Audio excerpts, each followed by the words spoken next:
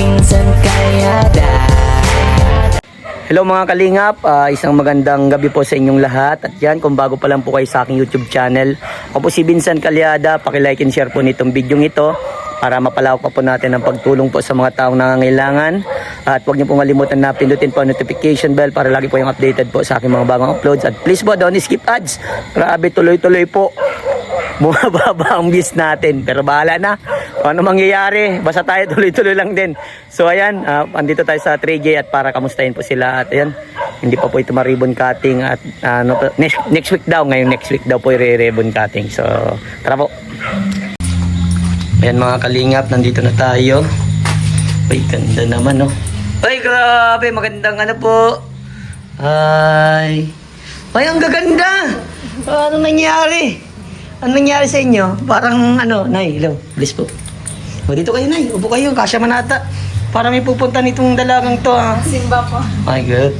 So, ayan, grabe. Pinabilib niyo ako, ang ganda, ang linis ng bahay. So, ayan, kamusta na kayo dito? Okay lang na po. Okay lang.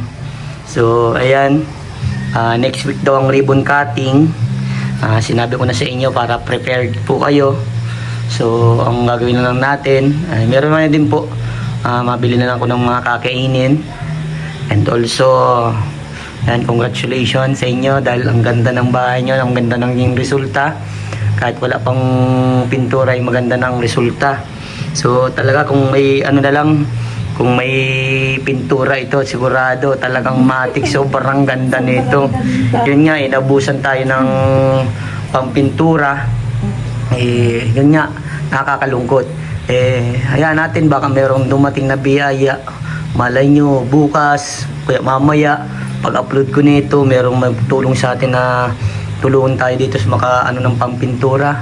Kasi pinakwenta ko itong ano ninyo, mga 2 timba daw. First coating lang, wala nang second coating. Kasi pag may second coating, mga 3 timba daw.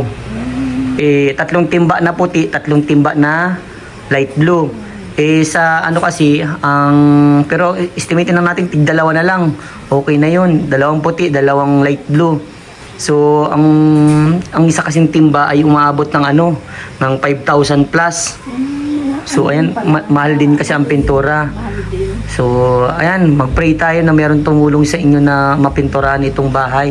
At ako din talagang gusto ko talagang may pintura din ito ayun nga, naubusan po si Doc Dennis ng ng budget para po dito sa mga pinturahan po itong bahay ninyo. Kasi sobrang laki po talaga hindi natin na Ang dami nga napapalingon. Oh, di ba? Ang dami napapalingon. na minsan nakalampas na pa din, lingon pa din kasi ang ganda nga. Kaya nga po. Ang ganda talaga. Kaya, Doc, thank you po. Iyon. Sobrang thank you po talaga. So, ayan, may tanong si Kuya Vincent. So, Nay, huli natin si Nanay kasi si Nanay, mabilis na mag-iyak Okay, ikaw muna, pinakabunso. Jelay, wala si Renz Ano yung mga naalala mo dun sa lumang bahay? Ano naalala mo dun sa lumang bahay? Dating bahay? Yung ano? Yung bubong. Yung bubong. Yung bubong talaga. So, yun, bubong. Ikaw, Ati Jasmine. Janine muna pala bago Jasmine.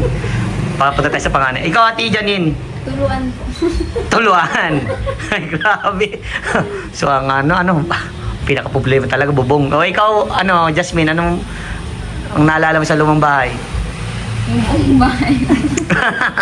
Buong bahay. So, ikaw naman po, Nanay, ano man po yung naalala mo sa lumang bahay ninyo? Yung bubong talaga, pag yung nag-uulan na yung, yung tulo talaga, hindi mo na alam yung mawiwindang ka na kung ano yung una mong dadamputin, kung timba o planggana, yung Kumbaga, ano ka na kung anong gagawin mo, unahin, pambihira yan. Sa dami kasi ng tumutuloy, hindi mo na alam kung ano yung uunahin mong sahuran. Grabe. So, ayan, yun ang pinaproblema, pero ang nangyari naman, sa problema yun, nalutas naman. Sobra-sobra naman biyaya ang dumating sa inyo. So yan, yung bagay na yun na biyaya ang dumating sa inyo, ay ingatan ninyo. Iingatan pa, pahalagahan naman. Yes. Kasi pag hindi nyo ito iningatan, masasayang yung tulong sa inyo. Tandaan nyo po, ang tulong ay bihira lang dumating sa isang tao. Kaya dapat pahalaga nito at ingatan. Alright? So, ayan. O si nanay, kasi itong mga bata na interview ko na abot sa hindi nila makakalimutan sa bahay na to. Ikaw nanay, baka meron kong may share sa akin na hindi mo makakalimutan sa bahay na to. Yung bubunga namin talaga. Saka yung nanakawan kami dito. Yun, bubungtas na nakawan kayo. So, yan nagtataka ako, bakit nanakawan pa kayo? Di ba, hirap din po kayo sa buhay. Bakit Siya ganun? po, yun nga din po ang pinagtataka namin kung bakit na pa kami na ninakawan pa kami. Nakikita naman na nila yung sitwasyon. Pero yun lang po ba ang pinaka-target? May hirap na, di ba? Marami ditong nabalitaan ako na pinapasok din at may inaanong babae. May dito, may ninakaw ng bata. Buti na nga lang. Po, dyan sa ulang-ulahan. Talagang pinasok yung bahay, tapos kinuha na yung bata na ilabas na ng pintuan. Paano nakuha yung bata? Nag-iyak. Nag-alam yung bata kasi nagboses yung nagkuha. Naggising yung bata na niyang hindi si papa niya. Yung nakabuhat sa kanya. Kaya yun, siya, dali-dali siya yung tulong. Sino? Doon na sa unahan? Sa unahan sa may side. Baka ako na yun? Joke lang. So, Grabe baka ako yung bata. Malaki na eh. Talaga dito, laging safe ang mo dito. Yun ang Bago kinakatakot ko, Nay. Check mo lahat kung nakakandado, Kasi hindi natin alam kung yung gamit lang talaga intention ay malay nyo kayo. Sinira ngayon jealousy namin. O, di ba? Malay nyo kayo yung talagang intention nun. Mahirap yun. Kaya sabi namin ay kakahagas.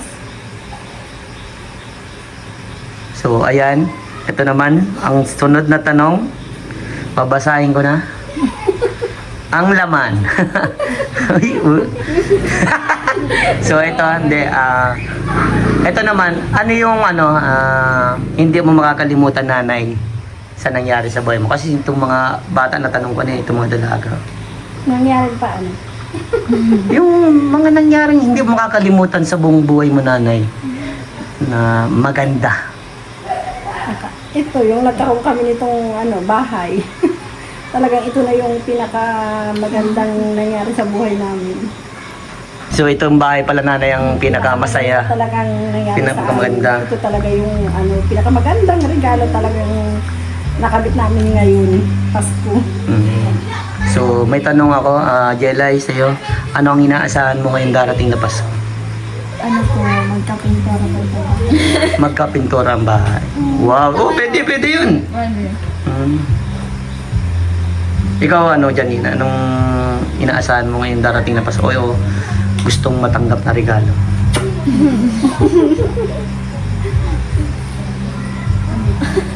Ano? Ganun nga po, pintura, tas sa dibu. Di ba? Magdidibo ka na! Kailan ang tipo mo? October 30. December 30. Wow! Advance happy birthday! Yan. So, ikaw naman, Ate Jasmine, ano yung inaasahan mong matanggap na regalo o what? Yung gusto mo makuha sa buong buhay mo?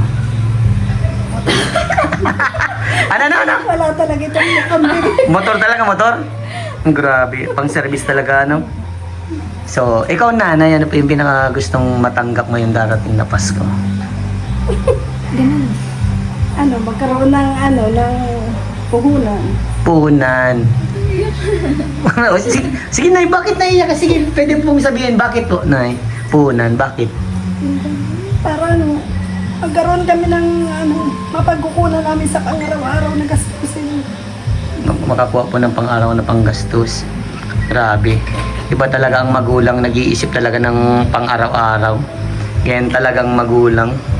So yun, nasabi ni nanay na kailangan niya ng puhunan para may pang-itustos sa pang-araw-araw.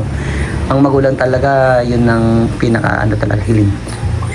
So ito naman, Nay, sa isang nanay, ano po yung inaasahan mong mangyayari sa Pasko naman? Yung mangyayari. Sige, ako may sasabihin ako para sa inyo. Sige, ano sa inyo po? Ano mangyayari sa Pasko? Anong gusto inaasahan mong mangyari?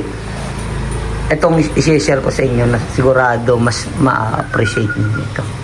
Sige. Ano mo nangyayari sa Yung inaasahan mong mangyari. ganda?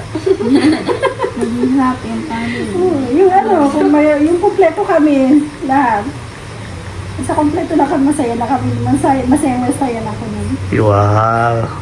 Sige, ikaw naman, Jelay. Gaya-gaya ka, ha? Sige, ikaw naman, Ate Janine, ano sa'yo? May handa. May handa. Pwede. Ikaw naman, Jasmine, ano? Napapagalan. Nasaan mangyari sa Pasko? Mangyayari po. Yung kompleto po kami, tapos sabay-sabay kami magsimba. Wow! Okay. Ikaw, Renz, anong gusto mong mangyari sa Pasko? May pamasko lang? Maging happy? Okay. Tama, yun din pa yung naiisip ko, ano? Tama yung dalawa tama din pala ng upya si Jelay ay. So, by the way, tama po, ano? Mas pinakamaganda na mangyari po sa atin sa Pasko o sa everyday. Ang laging magkasama tayo. Yung walang mangyayaring masama sa atin. Yung, ang sarap yung laging kompleto. Yan yung bagay na laging tatatak sa isipan ng bawat isa na kapag kompleto ka, malakas ka. Dahil kapag kulang ka, hindi ka malakas. Kasi kulang ka eh. Kulang ang kalakasan ko dahil wala yung isa, wala ito si mama, wala si papa. Kaya laging pray ninyo, laging malakas ang isa't isa. At tama din yung sinabi nyo na magsimba kayo sabay-sabay this coming Christmas. Ano? Ang sarap magpasko na nakapagbuo ang pamilya. Ano?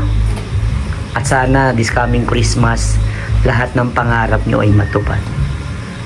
At hangad ko rin na matupad yung mga pangarap nyo na makapagtapos. Yun dapat ang laging priority, ha? Dapat magaling So, Kuya Vincent, ano yung inaasahan mo ngayong Pasko? Ang inaasahan ko ngayong darating na Pasko, yung buo talaga yung pamilya namin at sabay-sabay kaming kumain sa pagkainan. Araw-araw naman talaga totally Pasko. Ang dapat lang talaga sa atin ay magmahalan. Everyday magmahalan at ipakita natin sa bawat isa, sa kapatid natin, sa magulang natin, at sa lahat, sa kamag-anak natin o sa ibang tao na maging tunay na tao tayo at huwag tayo maging plastic na tao. At ang pinaka-inaasahan ko talaga, sana marami pang blessing ang dumating sa akin. Dahil pag maraming blessing ang dumating sa akin, mas maraming tao ako matutulungan. Mas maraming tao ang mapapasaya ko.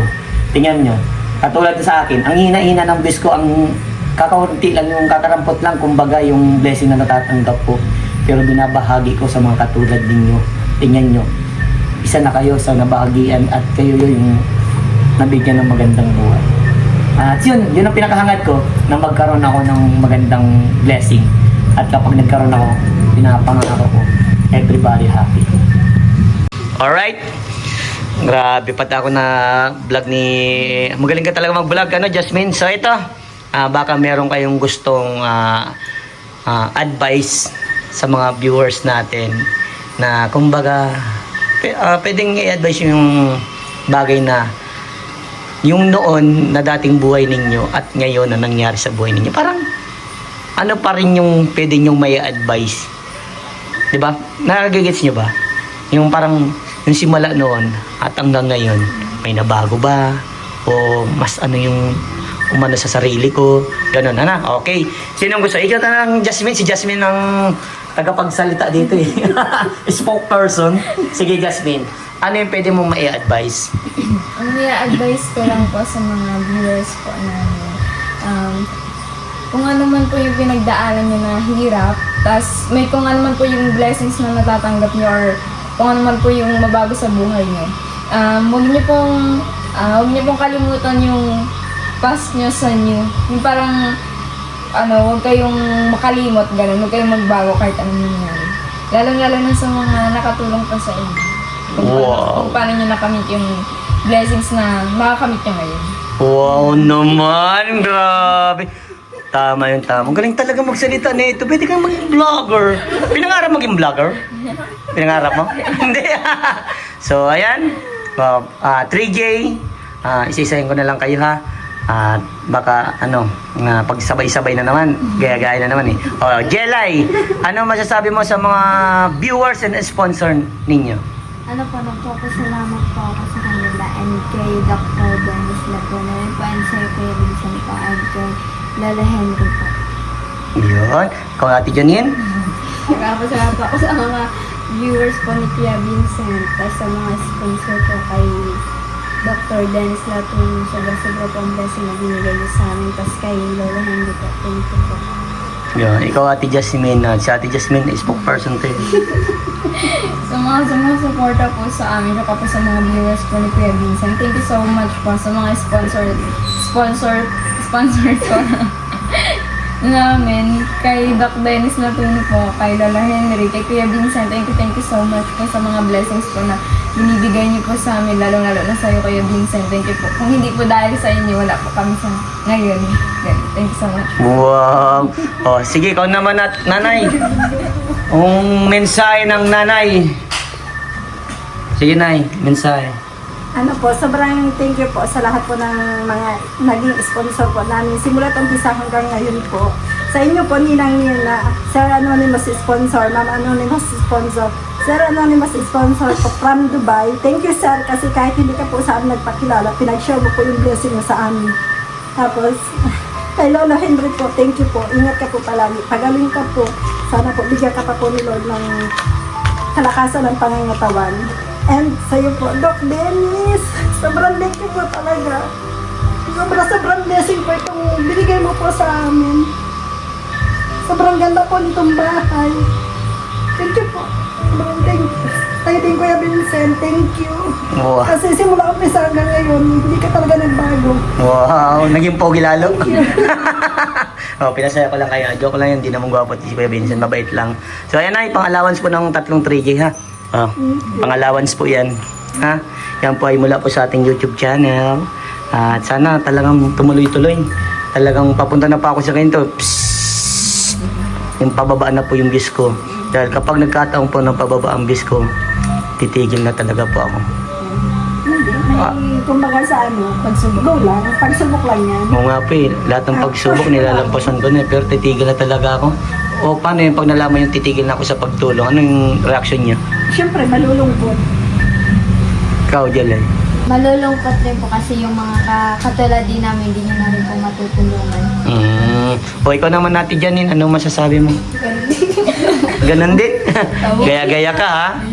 Oo, may gaya-gaya din ito. Yun. Oy, si Jasmine talaga nagsasalita ito. Ah, Jasmine, ano yung masasabi mo? Google. Ah. Sobrang malulungkot po kasi wala na kaming mapapakain sa YouTube. Tsaka wala ka na, hindi na din po, wala ka na din po. Matutulungan ang kagaya din po namin ng may hirap na deserving talaga ng food. Yun. So, ayan. Malalaman nyo na lang yan, ano. Kapag wala na akong upload everyday, ang tigil na ako niyan, ano. It's time to pahinga na. Ano?